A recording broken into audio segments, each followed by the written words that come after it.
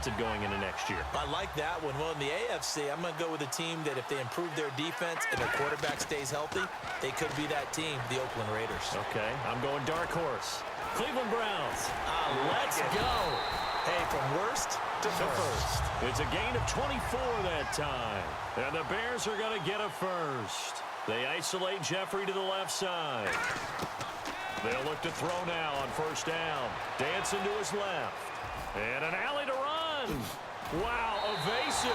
Make a miss. It's a gain of 24 that time. And the Bears are set up now first and goal.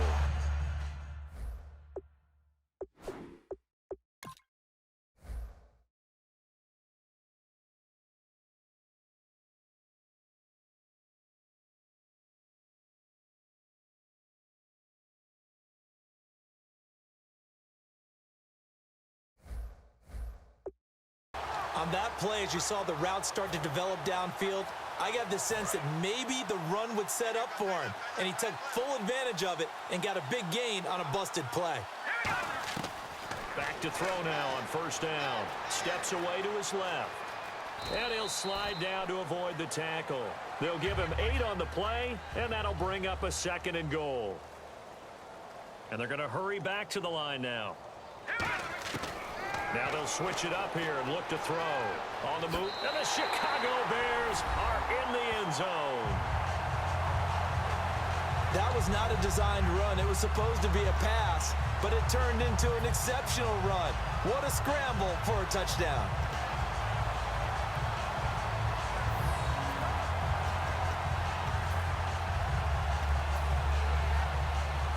So they're going to go for 2.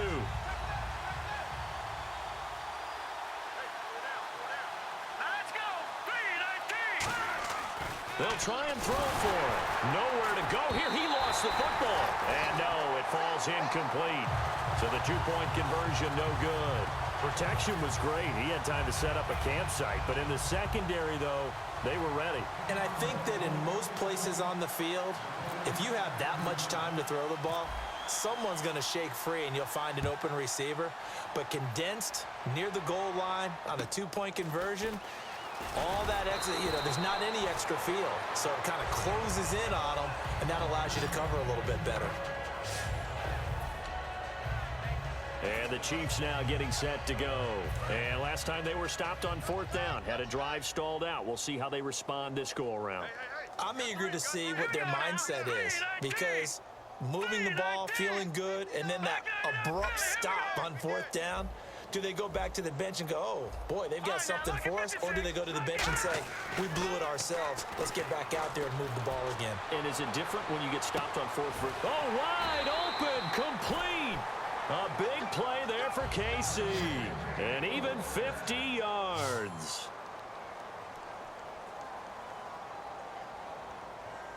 They come out with 1 back and 3 tight ends. They'll look to throw here. And it's knocked away and incomplete.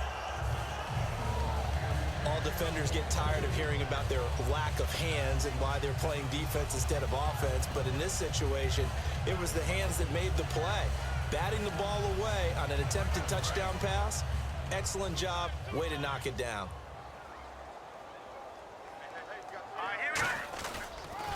Now a handoff here to his running back. And he will take it on in for a Chiefs touchdown. A great play there. 24 yards. And the Chiefs have got it on cruise control. Well, partner, that was another explosive run. And one thing I've learned in our time in this game, yes, the offensive line has to get a lot of credit. But for big runs to occur, the wide receivers have to block well downfield. And then you have to have a good guy carrying the ball too, right? Oh, without a doubt. You need that difference maker lugging the rock.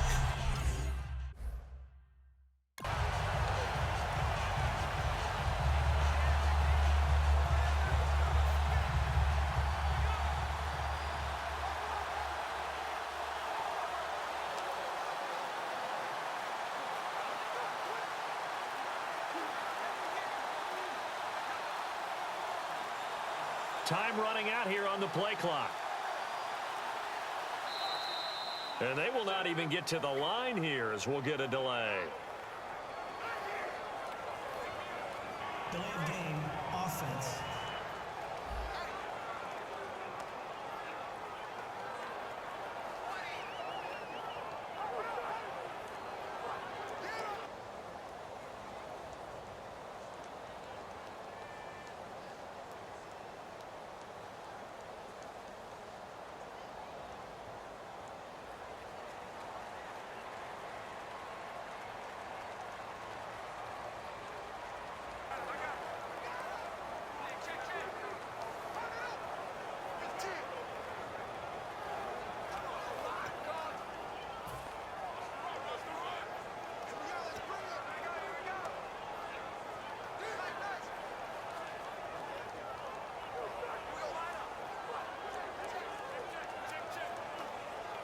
Now from 5 yards further back, this becomes 8.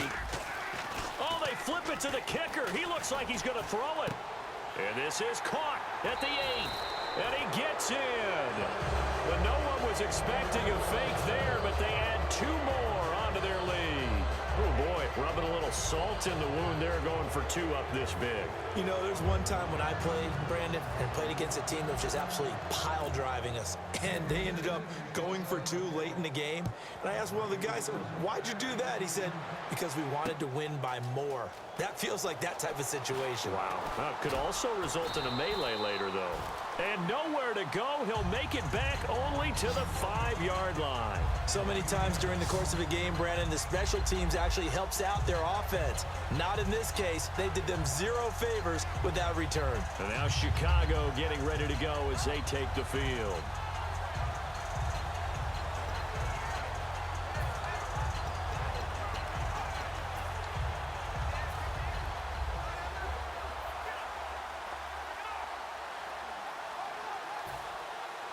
And tough starting field position here. They come out with 1 back and 3 tight ends. In trouble, and the ball's out. It's in the end zone loose. And what else could go wrong at this point? This is going to be a defensive touchdown as they keep piling it on. And this defense has been extraordinary all season, and that might just be the cherry on top. What a play there on the fumble recovery touchdown. Maybe it's...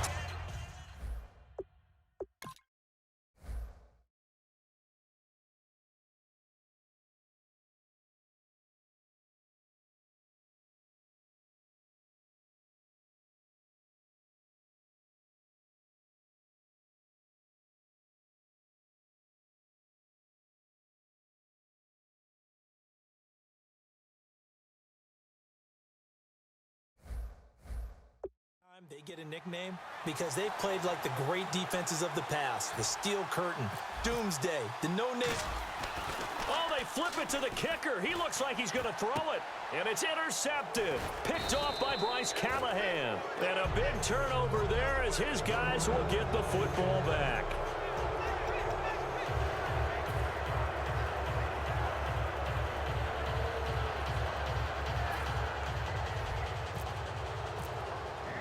So here's the kickoff now as they'll get it again following that fumble return for a score.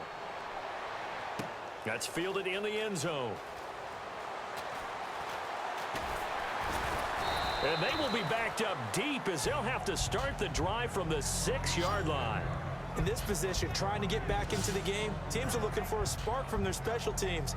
That's not what they got, though. They got a setback, and they have a long field to cover if they want to try and put points on the board.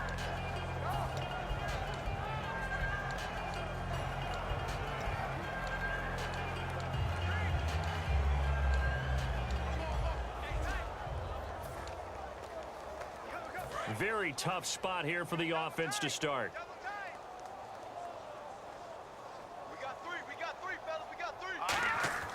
They'll come out throwing here on first down. And it pops free. The collision there jarred the ball loose and brings up 2nd down.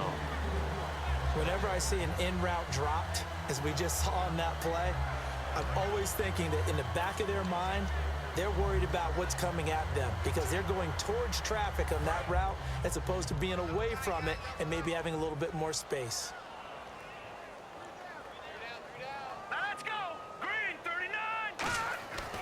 And 2nd and 10. He'll look to throw again. And Miller with it over the middle. And they'll get him down right at around the 11-yard line. That catch good for 5. It's 3rd down. Well, the strategy was evident there. Get it to your tight end and make it a one-on-one play with a cornerback. Who's usually going to win that one? The tight end, but not there. Not in this situation. How about the corner defeating that logic and making a really nice tackle? 3rd and 5, so they bring in an extra defensive back. Expecting pass. Looking to throw. And he couldn't hang on to it through the contact. Incomplete. And he still doesn't have a catch. We're into the second half. I think it's a little bit of a surprise to me, but that was one he should have caught. Absolutely. That was his best opportunity right there. He dropped it. Here's Pat O'Donnell now as he's on to punt for Chicago. And now a low liner. I think he mishit it.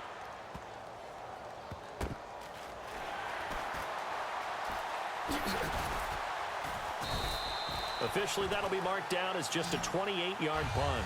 And it's Chiefs football, 1st and 10.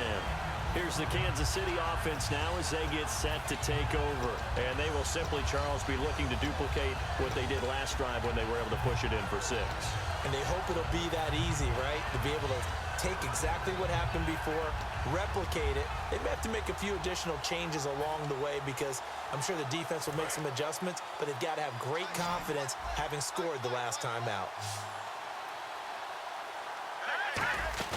They go play action here on 1st down. That's caught inside the 20. And all the way in for a Kansas City touchdown. Jeremy Maclin, 46 yards. And the Chiefs just continue to pour it on. And he showcased his blazing speed on that one. Was he wearing football cleats or track spikes? Because he was gone. Big-time play. And just think about what that does if you're a receiver on the team with him. Well, that's got to open things up for you as well, because if I'm a defense, I've got to get back deeper and deeper in order to keep him in front. But I'm not sure how many can actually keep him in front with that speed.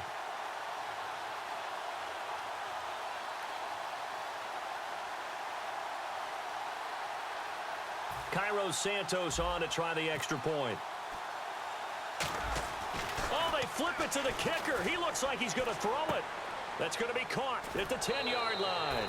And they are just not going to let up as he is into the end zone here for 2 more. Up big, and they go for 2, and they get it. I remember being in high school and seeing an article in the paper where a local columnist had said, "Why are we fighting over sportsmanship and running up the score? Just run it up on everybody and deal with it." Some people just don't care that way, and obviously this coach feels the exact same way. So that article is saying the defense should be able to stop them. That's what they're trying to say. Hey, if you don't want it to happen, stop them. Otherwise, quit whining about it. And now Chicago getting ready to go as they take the field. And on the last go-around, they really couldn't get anything going. They had to punt from deep inside their own territory, which means you're going to lose the field position battle as a general rule. What they're looking for now is a little more consistency. Move the ball at least. And for the 4th time tonight, it's an interception picked off by Derek Johnson. And they have the football and will take over.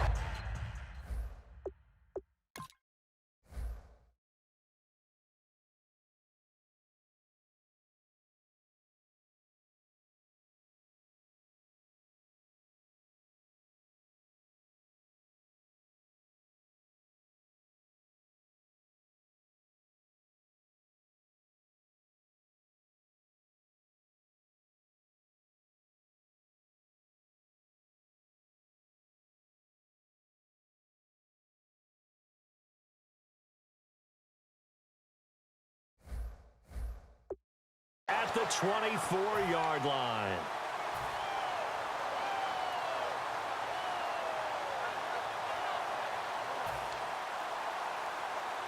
And now here comes Kansas City. And they were able to punch it in the end zone last time. They'll be looking to do that again here for the defense. Obviously, they'll be looking to stop them from punching it back in the end zone. It always is punch-counter-punch, isn't it? And which team has the advantage? Well, let's just go back. And he's got daylight. It's a foot race. And he takes it into the end zone across the chalk. Now, there is a flag down, but I think that's offsides on the defense. Yeah, I think that's going to stand, partner.